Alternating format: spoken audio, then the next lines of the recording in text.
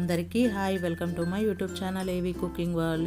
ఈరోజు అయితే నేను చాలా టేస్టీగా అన్నంలోకైనా, దోశల్లోకైనా, ఇడ్లీలోకైనా, దేంట్లోకైనా పర్ఫెక్ట్గా సెట్ అయ్యేలా క్యారెట్తో రోటి పచ్చడిని అయితే చేశాను. ఫుల్ వీడియోని చూడండి, వీడియోని అయితే స్కిప్ చేయకుండా. చాలా అంటే చాలా టేస్టీగా ఉంటుంది, చేసుకోవడం కూడా చాలా సింపుల్గా ఉంటుంది. ముందుగా అయితే స్టవ్ పై ఇలా ఒక ప్యాన్ పెట్టాను. ప్యాన్ పెట్టి దాంట్లో అయితే కొంచెం ఆయిల్ వేస్తున్నాను. నేను కొంచెం ఆయిల్ వేసి ఇలా పచ్చిమిర్చిని అయితే వేస్తున్నాను. క్యారెట్ తీయగా ఉంటుంది కాబట్టి కొంచెం స్పైసీగా ఉంటేనే ఈ చట్నీ బాగుంటుంది, దేంట్లోకైనా, ఇడ్లీలోకైనా, దోశల్లోకైనా. సో ఇలా అయితే కొంచెం వేయించుకోవాలి. వేయించిన తర్వాత దీంట్లోనే కొన్ని వెల్లిపాయలను అయితే వేస్తున్నాను. ఇలా వేసి వీటిని కూడా కొంచెం వేగిన తర్వాత దీంట్లో కొంచెం కొత్తిమీరని అయితే వేసాను. కొత్తిమీర మరీ మరగకూడదు, కొంచెమే వేగాలి, అప్పుడే టేస్ట్ బాగుంటుంది. ఇలా పసుపు అయితే వేసి నేనైతే స్టవ్ ఆఫ్ చేసేసాను. స్టవ్ ఆఫ్ చేసి వీటిని అయితే పూర్తిగా చల్లార్చుకోవాలి. ఇప్పుడు అదే ప్యాన్లో ఇంకొంచెం ఆయిల్ అయితే వేస్తున్నాను. నేను వేసి దాంట్లో కొంచెం జీలకర్రను వేసాను, అలాగే కొన్ని పల్లీలను కూడా వేసాను.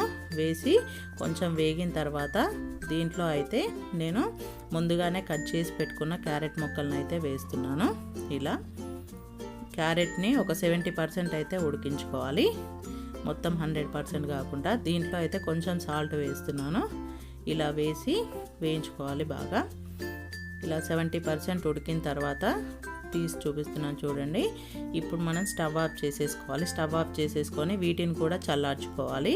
ఇవి చల్లారిన తర్వాతనే నెక్స్ట్ మనము ఒక మిక్సీ జార్ని తీసుకొని దీంట్లోకి ముందుగా వేయించి పెట్టుకున్న పచ్చిమిర్చి ఉన్నాయి కదా, వాటిని అయితే వేస్తున్నాను.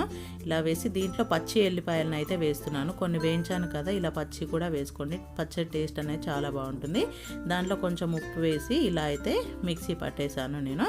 పట్టిన తర్వాత దీంట్లోనే మనం ముందుగా ఉడికించి పెట్టుకున్న క్యారెట్ ముక్కల్ని కూడా వేసేసుకోవాలి. వేసేసుకొని ఒక చిన్న నిమ్మకాయ సైజ్ అయితే చింతపండుని నేను ముందుగానే నానబెట్టాను, దాన్ని అయితే ఇలా వాటర్తో సహా వేసేసాను. వేసి ఒకసారి అయితే ఇలా మిక్సీ పట్టేశాను. ఇప్పుడు మిక్సీ పట్టేసి పోపును అయితే పెడుతున్నాను. స్టవ్ పై ప్యాన్ పెట్టి ఆయిల్ హీట్ అయిన తర్వాత దాంట్లో కొన్ని మిరపకాయలు, కొంచెం జీలకర్ర, ఆవాలు, అలాగే దాంతోపాటు కరివేపాకును కూడా వేసి దీంట్లో కొంచెం ఇంగువను వేస్తున్నాను. అలాగే కొంచెం పసుపు వేసాను. వేసి స్టవ్ ఆఫ్ చేసి ఈ పోపును అయితే మనం పచ్చళ్ళలోకి ట్రాన్స్ఫర్ చేసేసుకోవాలి. అంతే, ఇంకేముండదు. దీన్ని అయితే అన్నంతో అయినా, దోశ, ఇడ్లీలోకైనా, దేంట్లో అయినా తినొచ్చు, చాలా బాగుంటుంది. ఇంక ఈ వీడియో కనుక మీకు నచ్చినట్టయితే ఈ వీడియోకి అయితే లైక్ చేసి నా ఛానల్ని ఒకసారి సబ్స్క్రైబ్ చేసుకోండి. ఇలాంటి టేస్టీ అండ్ ఈజీ రెసిపీస్ని నా వేలో చేసి చూపిస్తాను. Thanks for watching. Please do subscribe my channel for more videos.